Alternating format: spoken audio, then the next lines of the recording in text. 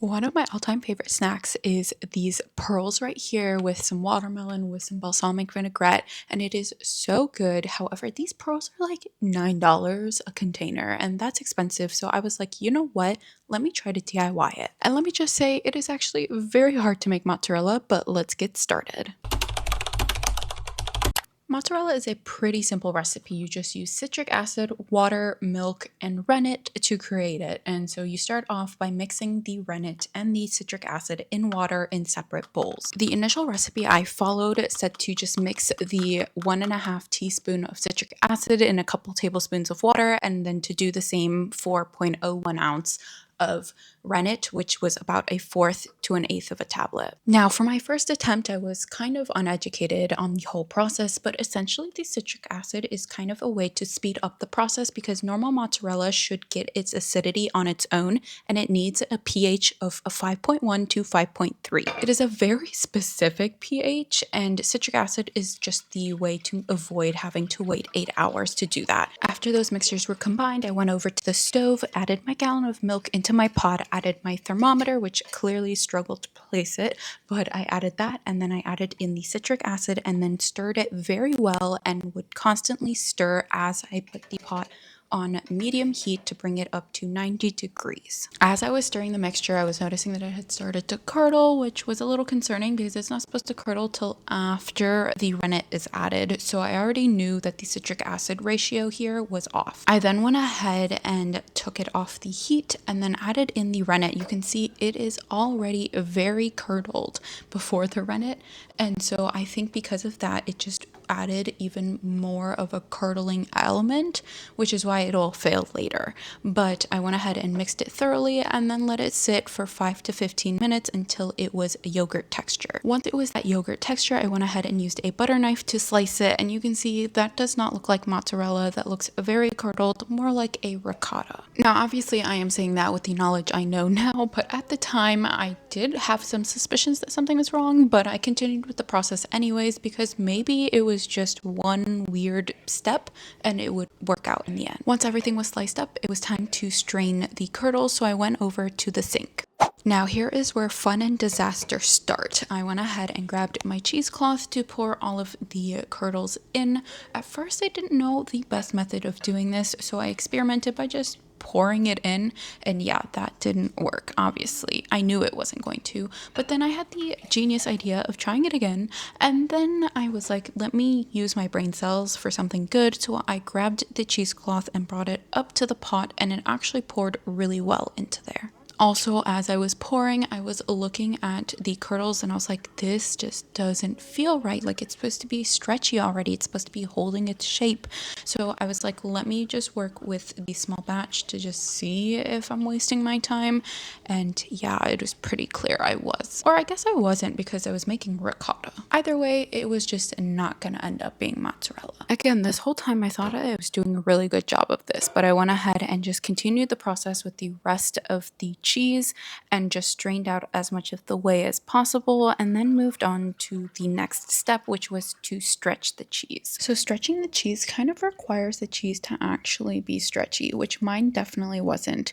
So not only did I feel like I had too much citric acid, but at this step I was also realizing that I wasn't using hot enough water. So I brought in my pot and I used the hottest setting on my sink, which was burning my hands, but still not hot enough to melt the cheese curds. This first recipe also just mentions using hot water that is hot to the touch, which is exactly what I did, but what is not actually what mozzarella needs. It needs at least 170 degrees Fahrenheit.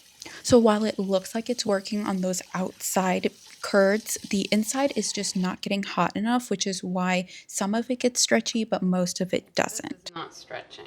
And I continued to play with the cheese to just get it to stretch, and it was still just not coming together. And so with that, I was like, you know what, let me try to replace the water. Maybe it wasn't hot enough. So I went in and added more hot water and tried to get it as hot as possible, to the point where my hands were burning and I had to bring in my rubber gloves. But even with the rubber gloves and the hottest setting on my sink, this cheese still just doesn't melt the way that mozzarella needs to be melted. So, with that being said, and after doing all of these experiments, I definitely think this would have gotten close had I used boiling water. This is me just getting excited about the fact that it was stretching because that meant it was going in the right direction, even though this one ends up not working out. Now, obviously, past me didn't know that, but you can see here I kept working and it kept getting closer and closer. The curds started to come together and they're starting to become one solid piece, and they're starting to get the shine that mozzarella has. And because of that, I went ahead and started to remove the cheesecloth since I no longer needed it to hold everything together. And this is where things are starting to get even closer and closer. And you can see it's slowly starting to stretch. And I just kept adding more and more hot water, but it just wasn't hot enough. Now, you're probably wondering why I am doing this commentary about saying it's not good enough, it's not good enough. Well, what ends up happening with mozzarella is the more you work it, the less creamy and juicy it is. And so I just kept working it and working it and working it. And you can see it is starting to get there. Like it is starting to look like mozzarella. But then once I finish working it, it ends up not being mozzarella because it ends up being this firm cheese, which you'll see in a second. Past me is at the point in the recipe where I'm like, things are not going as the instructions said, so maybe the rubber gloves are the issue. So I was like, let me try to take them off. But because of all of the heat, they had like shrink wrapped to my hands. So it was such a struggle. But after removing them, I could actually feel the texture of the mozzarella and it was so close. But again, I had worked with it so much that it just was so firm. And because this experiment was to try to DIY the mozzarella pearls, I went ahead and tried to roll them out, and it takes forever. By the time I had worked through 10 of them, it had been like 20 minutes. And again, that's just because the cheese is too firm to be mozzarella. It's more like an Abruzzi or an Arabic cheese. But I still tried to work it because I was not giving up. I was very determined on getting mozzarella pearls to the point where I was like burning my hands. And then I was like, let me think smarter, not harder. And I was like, let me just chop these up into cubes because the pearls are cute and all, but a mozzarella cube is a lot faster to make. And all I did was just flatten the mozzarella on the cutting board and then use my knife to just cut up cubes. And yeah, I'm trying to DIY the pearls, but you know what?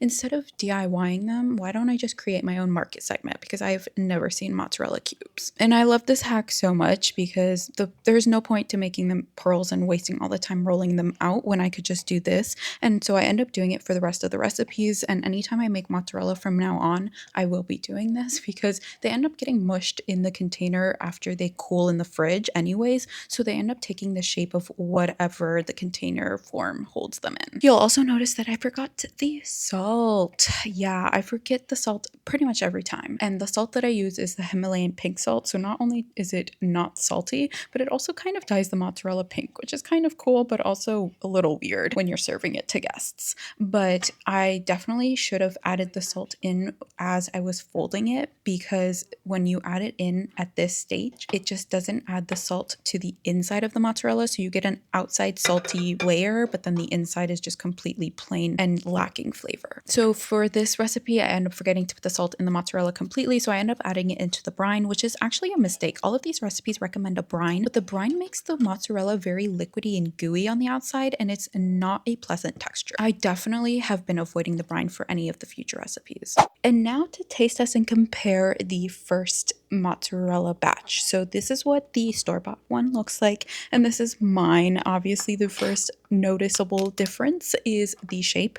Mine are cubes, the other ones are pearls. The second difference is this ooey gooey layer. Do you see? It's like a milky cream layer that forms on the outside when the mozzarella sits in a brine. I don't know why the homemade version does that, but the store-bought one doesn't at all. I thought salt was the only preservative, but maybe there's another thing that I need to add to prevent it from doing that. But to compare the last and biggest difference is that texture. Do you see the softness of the store-bought version versus the firmness of mine?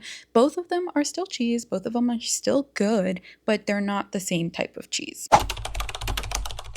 After finishing all of the other cheese, I was like, you know what? I can handle eating some more experiment cheese. So I went ahead and grabbed my citric acid, my rennet, and my water and started to mix them. But this time I followed the recipe as a guide and did some research and found that I might have made the pH a little too high. So I decreased the amount of citric acid but used the same amount of rennet. I then mixed everything up and took it over to the stove. Following the same recipe, I essentially copied the steps. I added the 1 gallon of milk into the pot and then added in the citric acid, making sure to continuously stir. I then grabbed my thermometer and started to heat up this mixture until 90 degrees. Once it hit 90 degrees, I added in the rennet, stirred it in completely, then let the mixture sit for 5 to 15 minutes untouched until it solidified and became the texture of yogurt. And I don't know about the yogurt that you're consuming, but that is an awfully liquidy yogurt for what I am used to. But I still went with it because I still felt like maybe it was because I had added less citric acid, so it had curdled less and it was just a little more jiggly. But I went with it anyways, and then we took it over to the sink to strain. And now I'm a professional at this, okay? I've done this a couple of times. I brought the cheesecloth up to the pot so none of it spilled. So I poured it all into this because I was like, you know what? I can handle all of it at once. I know I can. And then this happened. I lost a good amount of cheese there, but it's fine. You know what? This is an experiment. There's going to be messes. There's going to be mistakes. It's okay. So I went ahead and just strained all of the way and of course cleaned out the sink because that cheese should not be going down the drain. And again, I am a professional. So before I even started with the hot water, I grabbed the rubber gloves because I knew better than to burn my hands again. And let me reiterate, I am a professional at doing this again, okay? I've watched the videos. I've done this multiple times. And this time I have learned that you are not supposed to overwork the cheese. And guess what? I still overworked the cheese. So the steps of removing the whey from the curds should have been done with a boiling process, which is why I end up overworking it with the first couple of attempts. But eventually I get most of the whey out, I put it on the side, and then I start to work the cheese. And I am looking at it and I'm like, that is very, very much just curds. I don't know if this is going to work, but again, I'm just going to keep overworking it because that's all I know how to do apparently. Also in this attempt is where I start to work in smaller batches because I'm like, maybe it'll heat up faster and then I won't have to deal with the fact that the center doesn't get as heated as the outside. And I do the same process of just replacing the water every time it starts to cool down, and eventually everything starts to come together. I remove the cheesecloth and I'm starting to work it again in the water, but again, this is overworking. The cheese should stretch within the first couple of minutes of putting it in the boiling water. Now, I'm not going to bore you with all of the steps I went through to get the cheese to where it is now. I'm just going to cut to the chase to where we cut the cheese. I grabbed my cutting board and then I started to mush it into it again, just flattening it out so I could make little cubes. You can see this cheese has definitely been so overworked. It is not smooth at all, but at least this time I remembered to salt the outside of the cheese. Even though, like I said, I gotta salt the inside, which I didn't do. But you can see these cubes are just squishy but curdled, and I will notice that once I put them in the fridge and they firm up, they just fall apart. They're more like a feta than a mozzarella. But there are no plans of cheese wasted here, so I went ahead and chopped it up and I consumed it all on some salads. And this time I learned my lesson about the brines and I did not add one, so this is what it's looking like. Let's let it cool and then taste test. Now we could already tell that this one was going to be a stiff, crumbly thing from the way it was turning out when I was chopping it. But again, it is still somewhat squishy, but it falls apart, and the way it just feels against my teeth, it is like I'm chewing rubber. Not gonna lie, I did add this to salads, but it was hard to consume. That's my lunch. Let's ignore that. This is the mozzarella I just made, and I consulted some experts, and my mom said, hey, you just didn't melt it enough. So, can we come on? Okay, so apparently I just didn't melt it enough and I need to use boiling water. I don't understand the boiling water because I could barely touch the hot water from my sink. How the heck am I supposed to touch this? So what I think I'm gonna do is just let it sit in the hot water and then like, how? Okay, how is someone supposed to touch this now? Yeah, no, that was definitely it. The instructions I was using said to use hot water, not boiling. Even Ow, ow, ow, ow. With the rubber gloves. I'm like, hell no. There ain't no way. I don't even think that's working. Okay, well, it was also refrigerated. It is stretchy now. Now, the cheese got stretchy because of the boiling water, but it was still not going to keep the texture of mozzarella because I overworked it. How do I get it to mozzarella, though? Because it's still crumbly. It's stretching, but not great. Mozzarella balls, because that ain't it. Am I just too weak? Now, like I said, this was overworked, so there was no way it was ever going to be mozzarella. And honestly, I was just making it worse by working with it even more. But this was a great learning experience for future attempts. I feel like I should have just left it as is. I'm just accepting defeat. Videos I watched, they just kept doing this and eventually became stretchy. Also, I need to add salt because my mom said, this ain't it, Chief. Could it be that it's picking up the texture of the glove? No. Never mind, even my finger doesn't. Okay. See, this one was smooth. And the texture was right. I did something wrong. Regardless, I'm going to go get the salt and I'm just going to cut it into cubes. Oh. Yeah, this went from bad to worse to terrible. This cheese was so crumbly, so dry, so rubbery, but again, no waste here. I went ahead and chopped it up and added it into salads, but I thought maybe... Dunk these in the hot water to see if it melts their edges. You want to take a guess if that worked? Because actually, I'll tell you, it didn't. But I did remember the salt very late. I salted the brine instead of the mozzarella, so this was very bland. It's over. I'm just going to enjoy it as is. And not try to fumble with it again because it will probably just get worse. This milk is, oh, it is well expired. Hold on. That smells fine though. We'll find out. Anyway, I just moved, hence the new setup. I have two adjustments. One, pot is ridiculously small. This gallon ain't gonna fit in here. Okay, so I'm cutting the recipe in half. Second, I changed recipes, okay? I reflected and I realized in all of my other cheese making videos, you do the rennet, you do the citric acid, the rennet, and then you boil it. You don't just go straight into stretching the cheese. You boil it before you do that. So I'm gonna do that for this one just because with the Nabuzzi cheese, that's what I did and it's pretty similar to this. Let's get started. First thing is I've got my citric acid and my rennet and I'm going to dissolve them in water. A cup of water for the citric acid, which means half a cup for me. We said how much? Okay. We're off to a great start. Citric acid is dissolving. For the rennet, I've got my 4 tablespoons of water. I'm just gonna, I think it needs to be 1/4 of a fourth, but there's no way I'm gonna get, or 1/2 of a fourth. Okay, what happens if I add too much rennet? While those dissolve properly, I mix the water, I mix the rennet. I'm gonna pour the milk into my pot. Oh, I just spilled milk everywhere. 1 quart. Add the citric acid. Moment of truth. Oh, I need a stir. Oops. Anyways, citric acid.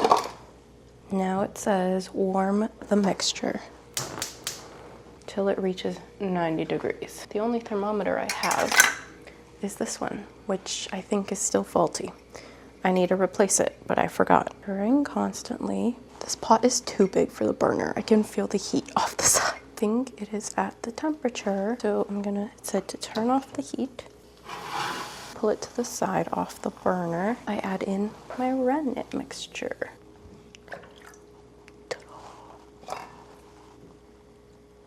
Then I have to cover it and let it do its thing for 5 minutes. I've been sitting for about 5 to 10-ish. Oh, that scared me. 5 to 10 minutes.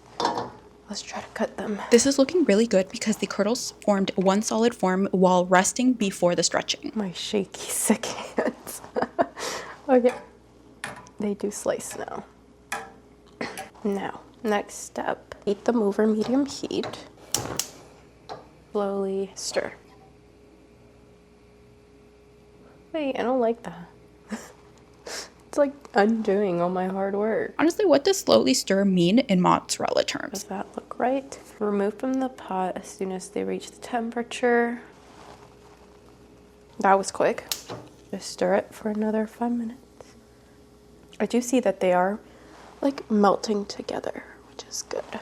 But I feel like it curdled way too much. Scoop them into a large colander lined with cheesecloth and allow them to drain. I don't have a big slotted spoon.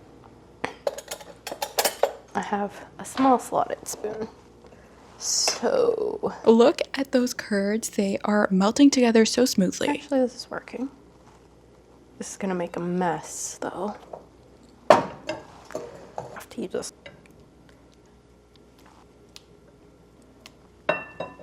Oh my god, I'm gonna hurt myself. Let's move over to the sink. This is such a weird... Oh my god, excuse me, sir. You can't just fall like that. How did I do this last time? You know what, we're gonna use the pot handle. I mean, at this point, that was such a stupid idea. There's like no cheese. There is literally barely any cheese in there. The whey is really hot, so I might use it. Or heat up the whey. Okay, and place the curds inside, and then keep them in the liquid. Cheese becomes stretchy. Ow, this is so hot. Just to leave them in this for a few minutes. A small amount of cheese. It's like 1 bowl worth. 1 snacking session. Yeah, it's still falling apart, but maybe it needs hotter water. Yeah, it's not stretchy yet. Never mind. Just gonna let it sit in there. Once it's done, I'll be back.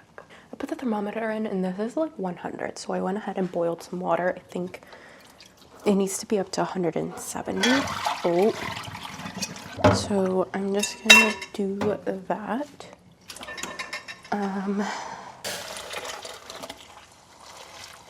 Let's see if that helps. Okay, these guys are so hot, so I'm gonna use my gloves. I've also got my salt. Moment of truth. Oh, did it work? Dude, got caught on all the strings of my cheesecloth. Oh, it worked. Oh, it's stretchy. Oh my gosh, finally. Okay, salt. My sick brain. Okay. Oh, I got salt in my mouth. 1, 2, 3. The recipe says not to fold it too many times. How could you limit me to 3 pulls when it was so fun to stretch the cheese? Oh my gosh, I did it. I want them little balls. I think I'll cut them. I put them in my Tupperware. Honestly, I could just eat this in 1 bite.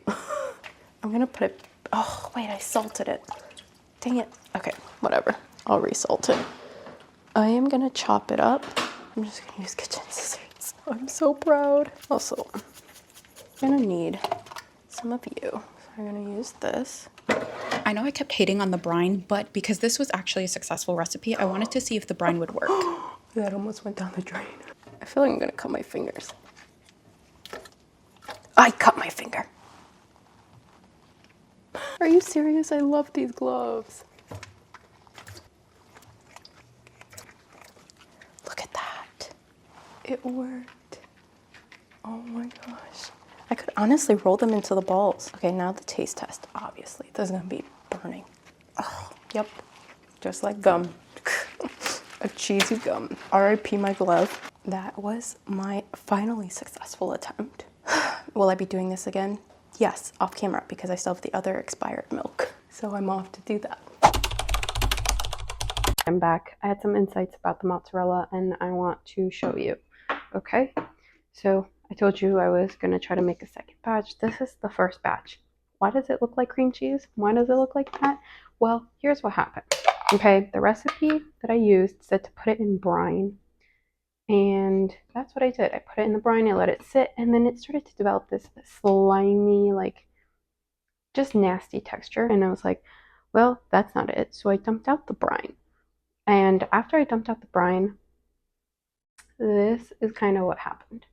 I don't know why, but oh, yeah, see, you can see there's that slimy. Honestly, I don't even think I want to eat this, but you can see it is still very much mozzarella. Like, had this not sat in the brine and became cream cheese, yeah, it would have been phenomenal. I'm kind of annoyed because I should have looked at this before setting up the film because I literally grabbed the ingredients to make like a really good salad. I'm not going to eat this one. However, I said I was trying to use up the milk because it was expired. So I made a second batch and well, what the hell is that? It's just like rubber. I clearly didn't, there's clearly still a learning curve to have here, and I clearly haven't fulfilled my mozzarella training. I just don't understand what happened with the brine, but I just wanted to show it off. I should have trusted my gut because it didn't make sense to put it in brine. You learn from your mistakes, right? Well, I at least thought this would be. This kind of is feta. Yeah, it smells like feta. It is the texture of feta. Whatever. That's just to say, this was very much a DIY that I still need to improve on, but I mean, I got there in the end. I just didn't perfect the skills, and that's okay. So with this guy, I'm off to just buy store-bought mozzarella from now on.